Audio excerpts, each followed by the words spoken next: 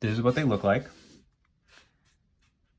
Okay, and I'm going to go over everything. Mine is color-coded. I want you to color code and label yours as well. So we're starting on the left with our reactants and our products are always on the left. Now the reactants and products can be represented literally by the words, or they could be a chemical reaction. So like, for example, if this was, let's say the chemical reaction was H2 plus O2 makes, I think it actually just makes H2O.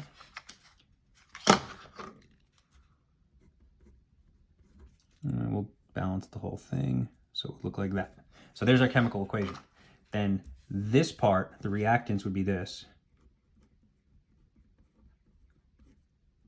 And then this part would be our products. So you could represent them as the words, you could represent them as a chemical equation. Doesn't really matter. Now, we're starting here. The energy needed to get over the big hill, well, that's the activation energy of the forward reaction because we're going left to right, uncatalyzed because it's the big hill. Then the energy needed to get over the smaller hill would be this one, the activation energy of the forward reaction, catalyzed, because the smaller hill is catalyzed. You could label the two paths, the uncatalyzed reaction path, the catalyzed reaction path. But notice, the forward activation energies, I'm using the same color because they're basically the same thing. The only difference between them is one is cat and one is uncat. So one is the big hill, one is the little hill. Let's go to the blues. They're the exact opposite. It's the energy needed to get over the hill from the other direction. So that's why they're called reverse. So they're both AEs because they're the energy needed to get over the hill. They are reverse reactions because they're going over the hill in the reverse direction. And then there's the cat and uncat. The uncat's the bigger hill, the catalyzed is the smaller hill. Don't worry about the red numbers. I'll explain what they mean in a second. Next thing we're going to label, potential energies. So now the potential energies are in green. If you notice, they have one thing in common. They all touch zero. So anything that touches zero is going to be a potential energy, zero being this line down here, the very bottom of the graph. So if you notice, only the green ones do that. All the other ones, they do touch a line, but that line doesn't happen to be like the product line here is not at 0, it's at 10, and the reactant line here is at 25. Those are just numbers I made up to do the next part of the example. So they all go to 0. So what do we have?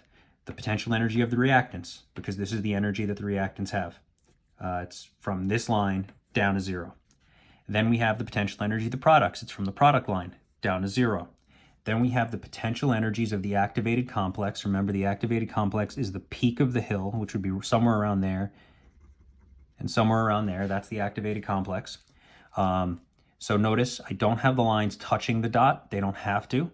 They just have to touch the height of the dot. So that's why having this line off to the side is totally fine, because it's the same height as the peak of the curve. Same thing with this. It's supposed to represent the peak of the curve. So these are the potential energies of the activated complexes. The big ones uncatalyzed, the smaller ones catalyzed. All right. And then the last part is the heat of reaction, which is the change in energy of the chemical reaction, which we learned about in our last video. So that is the difference. So think about it. If I started with $25 in my wallet, that's what these numbers are for, and I ended here with $10 in my wallet, what was my change in money? Well, you would take 25 and 10 and subtract. And that's what the heat of reaction represents. This difference represents the $15, which would be the change in energy in this case. So it would be kilojoules, not dollars, but whatever. And that's why the delta H is here. Now, granted, remember, these lines don't have to be in these locations.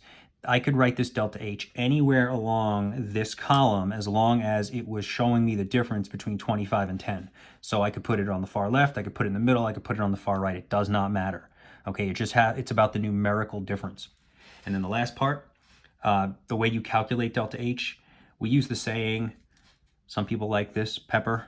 It is the potential energy of the products, that's the PEP, minus the potential energy of the reactants. So in other words, delta H represents this value, 10, minus this value here, PE of the reactants, 25.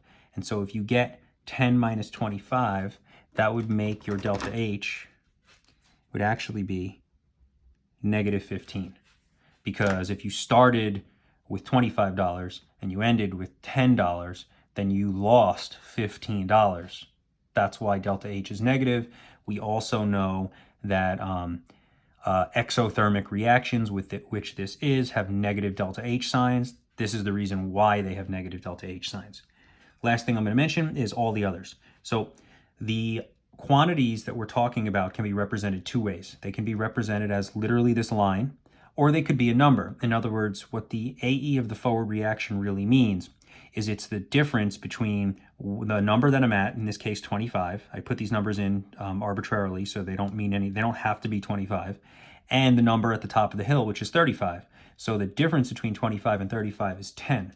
So this would be kilojoules or joules. It doesn't really make a difference. You could say that the AE of the forward reaction is this quantity as a line, or it could be numerically 25 and 35, the difference, which is positive 10. The positive and negative doesn't really matter for these. It only really matters for delta H.